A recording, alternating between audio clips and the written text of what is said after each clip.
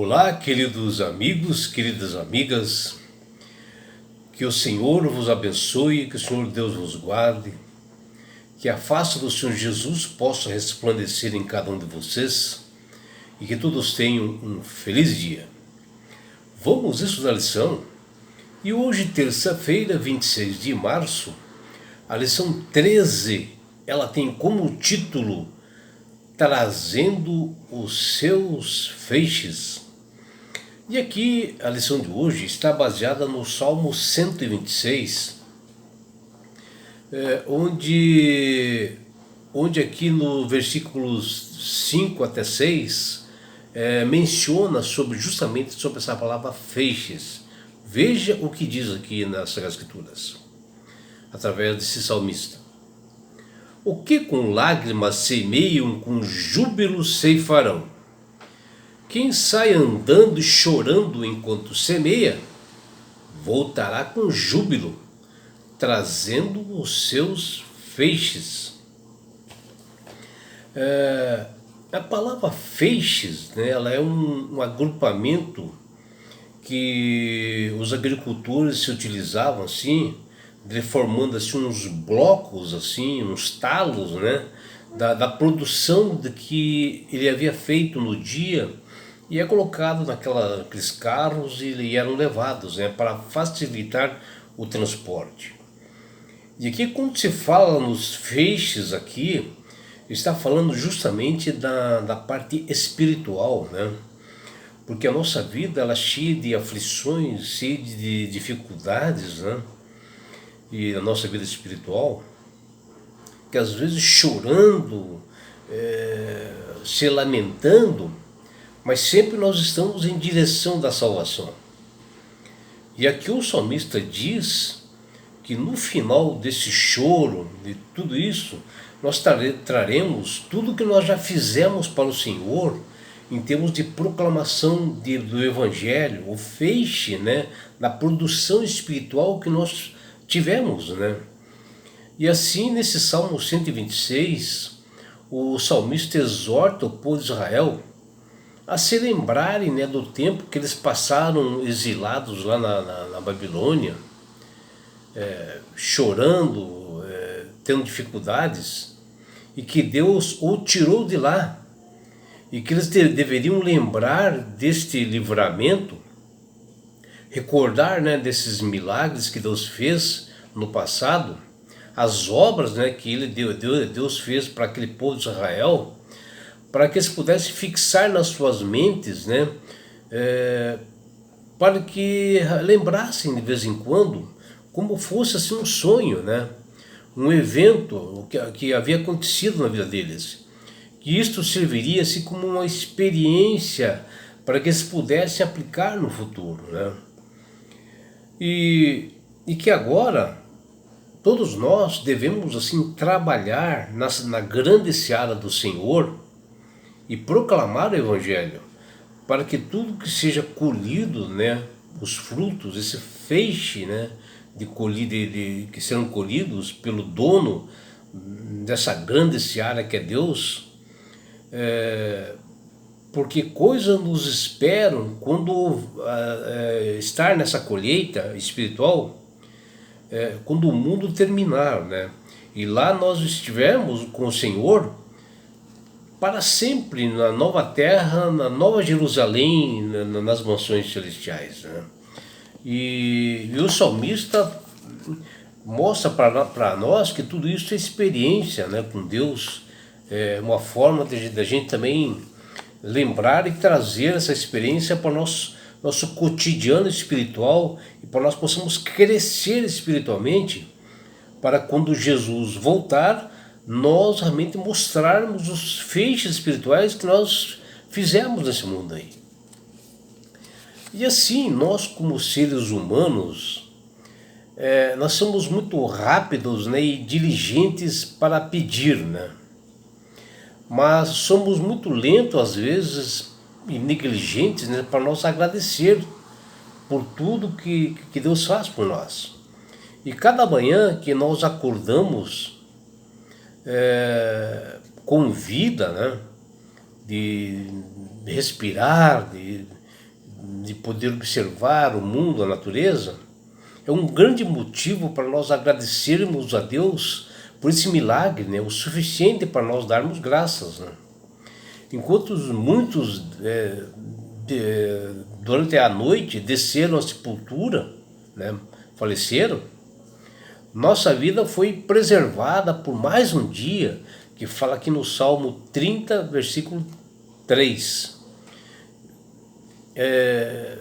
que ele menciona isso. E a noite para todos nós é como se fosse assim, um vale da sombra da morte. E o salmista ele menciona lá no Salmo 23, 4. Por mais que os santos de Deus, né, que somos nós, temos de enfrentar situações difíceis, né, escuras, por mais que as adversidades nos façam chorar, né, sofrer, a noite não passa de um momento, né, que fala lá no Salmo 23, 5. E isto é o sofrimento dos filhos de Deus, que ele é passageiro.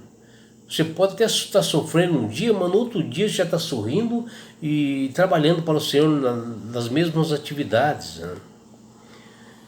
Por isso que os livramentos do passado, né, elas são fontes inesgotáveis de inspiração para todos nós cristãos e fonte de esperança para o nosso futuro.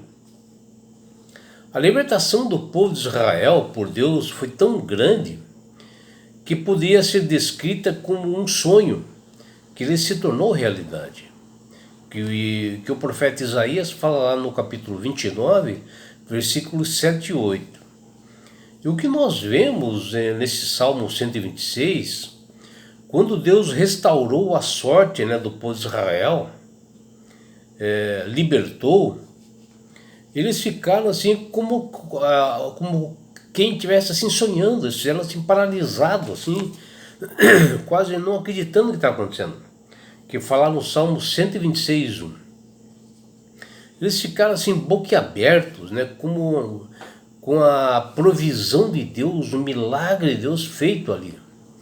E grande foi a alegria deles, que até despertou a atenção das nações vizinhas, que fala no Salmo 126, versículo 2. As obras do Senhor no meio do seu povo foram tão grandiosas, que fala no Salmo 126, 3, que os povos vizinhos eles não tiveram dúvidas de que aquilo que havia sido feito eram verdadeiras obras de um tremendo, de um grandioso Deus. Mas ao lermos e observarmos, né, que a geração que louva o Senhor pela libertação do cativeiro, ela ainda se encontra no cativeiro, que fala no Salmo 126, 4. Esse salmo, que é uma referência de hoje, que ressoa assim fortemente com aqueles que sentem sem esperança, né, sem vontade no mundo, mostrando, sabe, como Deus restaurou o povo de Israel. Nós temos que olhar o que Deus fez lá atrás, né? E porque o Evangelho, para chegar até nós, ele teve uma série de dificuldades. Começou lá no povo de Israel, muito bem lá atrás, para chegar até nós. E trouxe a alegria após muitos sofrimentos, né, e tristezas. Eles acabaram tendo, mesmo passando por um exílio pesado.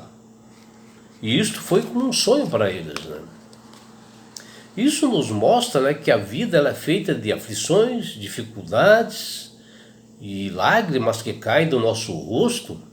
Sofremos que às vezes são consequências de nós mesmos, né, das nossas escolhas erradas, decisões infelizes, e às vezes até por rebeldia, né, como foi o caso ali do povo de Israel. Mas o mais importante é nós assumirmos as nossas falhas, os nossos erros, os nossos pecados, e pedir perdão para Deus e ajuda, e lembrar de outros milagres do passado que Ele fez para a nossa vida, E isso vai nos ajudar em muito, ainda nós a recebermos muitas bênçãos, esperança e ânimo ao lado de Deus. O povo de Israel, por meio de canções, ele revivia, ele relembrava as alegrias e o alívio do passado. E aproveitavam aquele tempo ali no presente para suplantar as dificuldades. As novas gerações, eles mantêm viva essa história bíblica, né? Os eventos sobrenaturais proporcionados por Deus através do seu poder, milagres acontecidos incríveis. Israel incluía até os que presenciaram, né, viram os eventos em primeira mão. E assim mantinham uma fé assim constante e viva, perseverante, pelas grandes obras que Deus realizou na vida deles. E com isso nós hoje temos que nos lembrar o que Deus já fez no passado na nossa vida, como algo que o Senhor fez por nós, né? E não simplesmente coisas que Deus fez lá para aquele povo de Israel do passado, mas o que ele fez para nós. Ou talvez ele tenha feito gerações anteriores, mas o importante é o que ele fez para nós.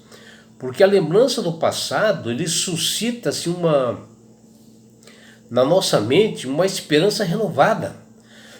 Principalmente hoje. Por isso, quando hoje nós buscamos o Deus Criador e mantenedor, nós obtemos uma maturidade espiritual grandiosa. Nós ficamos assim mais sábios, né?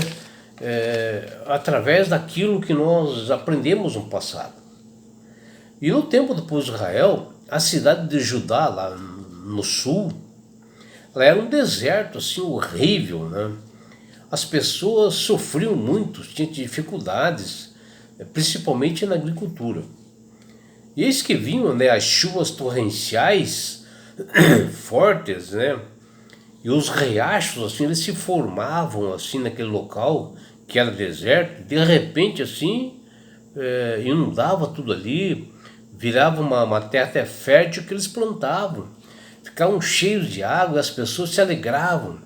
Era a garantia de uma agricultura forte, de uma alimentação farta. E as chuvas temporãs e serôdias, elas tinham um papel muito importante no sucesso no ano assim na agricultura, que menciona lá em Deuteronômio capítulo 11, versículo 14, e Deuteronômio capítulo 28, versículo 12. A nossa vida também é assim, pelos períodos, né, que nós passamos, né? Da mesma forma, a ideia de nós semearmos assim com lágrimas, né, às vezes com dificuldades, mas nós temos que ter a experiência disso e colher alegrias, como fala no Salmo 126, versículos 5 e 6, daquilo que nós estamos vendo hoje, né? Lembrar do passado para nós termos uma perseverança no presente. E assim a promessa de Deus que passará conosco todos os tempos, tanto ruins como bons, que nos conduz assim, de um presente difícil para um futuro feliz. No caso, né, na volta de Jesus. E o fim da época da colheita era o tempo em que os peregrinos eles traziam os frutos da estação para o templo, né, de Jerusalém, eles obedecendo a Deus, que fala em Êxodo 34, versículos 22 e 26. E a colheita, ela oferecia a todos uma lição espiritual também, para todas as pessoas. Assim como o trabalho de semear e cuidar dos campos e pomares e vinhedos era difícil, mas era recompensado com a alegria da colheita. As provações do povo serão coroadas com a alegria da salvação através de Jesus na grande volta no fim dos tempos e que está próximo. É importante considerar a todo cristão que tipos assim de feixes de colheita espiritual, né, nós traremos ao Senhor durante essa colheita alegre, né? Os campos do mundo, os vinhedos cheios de grãos maduros, são o resultado do nosso trabalho para representar corretamente o Senhor desse trabalho de proclamar o Evangelho, né? Deixando pessoas preparadas para a grande volta de Jesus e ser salvas também. E é por isso, meu amigo e minha amiga, que Deus tem falado com todas as pessoas através do poder do Espírito Santo para aceitarem a Jesus como Salvador e Senhor. Porque a partir do momento que você aceita a Jesus como Salvador, com sinceridade, com o coração aberto para a verdade, quando o Espírito Santo começa a trabalhar na sua mente, você passa a ser uma pessoa sábia, uma pessoa diferenciada, uma pessoa que sabe manusear bem as Sagradas Escrituras, uma pessoa que tem o devido entendimento e saberá o que é trazer uns feixes espirituais na volta de Jesus. Você entenderá perfeitamente a mensagem que nós fomos feitos, né, para semear, nós somos feitos para levar esse evangelho na grande seara do Senhor. Meu amigo, minha amiga, não é só isso, meu amigo. Quando você aceita a Jesus como Salvador e Senhor, você ganha de Deus esse presente que chama-se salvação. E com isso, Jesus vai levar-te para as mansões celestiais. Um lugar, meu amigo, minha amiga, de onde não haverá mais morte, não haverá mais dores, não haverá mais aflições, não haverá mais perseguições. Você estará nas mansões celestiais.